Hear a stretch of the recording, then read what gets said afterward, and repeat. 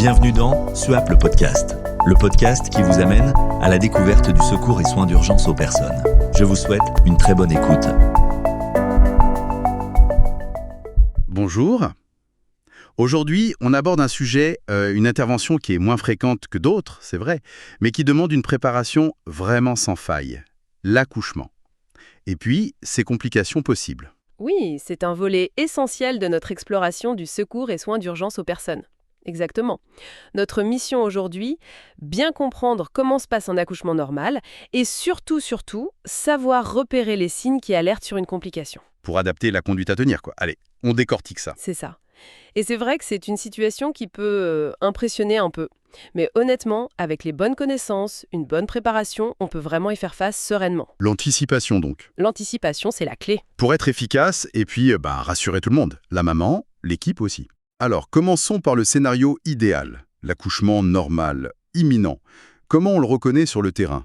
Les signes classiques, des contractions utérines qui sont régulières, de plus en plus fortes et rapprochées. Rapprocher, c'est-à-dire toutes les combien ? Disons, toutes les 5 minutes, voire moins. Souvent aussi, la maman a perdu les os. Et puis, il y a ce signe qui trompe pas, cette envie très forte de pousser. Irrépressible, comme on dit. Voilà, irrépressible. Face à ça, la conduite à tenir, de base, elle est simple, mais elle est cruciale. Ok, donc concrètement. D'abord, rassurer la maman. C'est primordial. L'installer le plus confortablement possible. Souvent, c'est en position semi-assise ou alors sur le côté gauche. D'accord. Et l'environnement ? Ah oui, important. Il faut que ce soit propre et chaud. On prépare aussi le matériel pour accueillir le bébé dans les meilleures conditions possibles. Et au moment clé, la sortie de l'enfant, là, on accompagne le mouvement. On soutient bien la tête, puis les épaules. Mais attention, on ne tire jamais. Jamais. On note ça. Ne jamais tirer. Et une fois le bébé né... On note immédiatement l'heure précise de la naissance. C'est une info capitale pour la suite. Ce qui est fascinant ici, c'est la logique derrière ces gestes. La position de la mère, par exemple, ça aide vraiment la progression du bébé, son confort aussi. Et le fait de le sécher, le réchauffer tout de suite, ça c'est vital. Imaginez, il passe de 37 degrés... Dans le ventre de sa mère, oui. ...à la température ambiante. C'est un choc énorme. Le risque d'hypothermie, il est immédiat. D'accord, donc sécher, réchauffer, c'est une priorité absolue. Absolue. Et puis, notre attitude, notre calme, nos encouragements, ça apporte un soutien psychologique énorme à la mère. C'est un moment tellement intense pour elle. Tout à fait. Mais bon, parfois, ça ne se passe pas comme dans le scénario idéal. C'est là que ça devient vraiment intéressant pour nous en tant que secouristes. Il faut être hyper vigilant. Exactement. Il faut savoir réagir vite. Parlons des complications. La source en liste plusieurs. Par exemple, la présentation par le siège. Oui, quand ce n'est pas la tête qui sort en premier, mais les fesses ou les pieds. Ou d'autres présentations anormales. L'épaule, le front. C'est ça. Dans ces cas-là, la règle d'or, c'est on ne tire surtout pas. On soutient juste le corps du bébé au fur et à mesure qu'il sort. Mais la priorité numéro 1, c'est l'alerte immédiate. SAMU, SMUR. Pourquoi cette alerte immédiate ? Parce que ça nécessite souvent des manœuvres spécifiques réalisées par une équipe médicale. C'est urgent. D'accord. Autre complication. La circulaire du cordon. Le cordon autour du cou.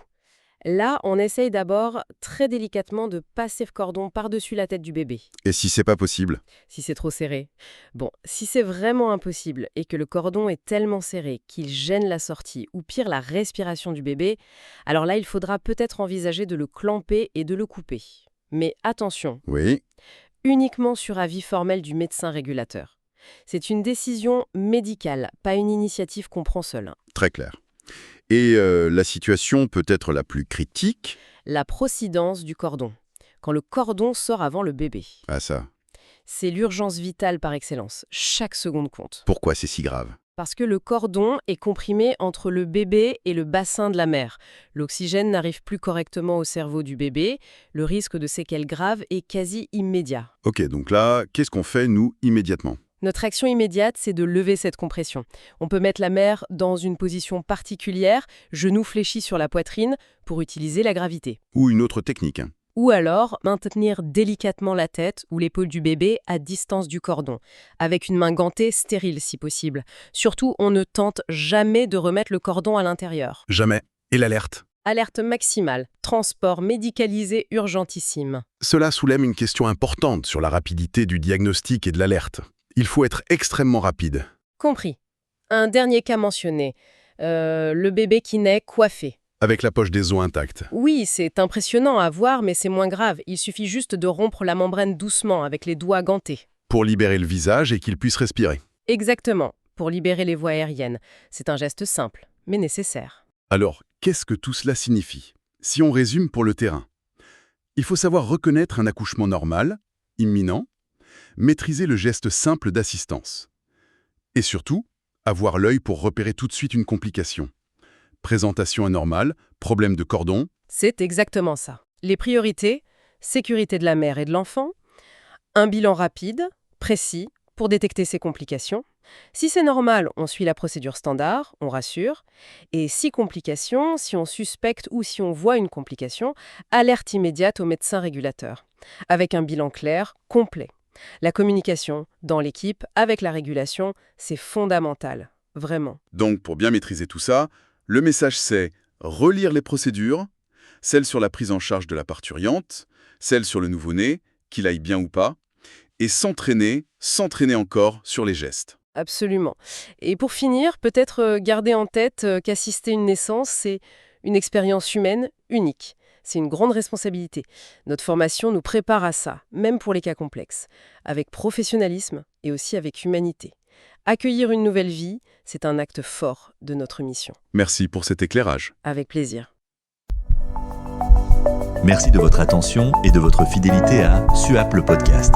À très bientôt pour un nouvel épisode à la découverte du secours et soins d'urgence aux personnes.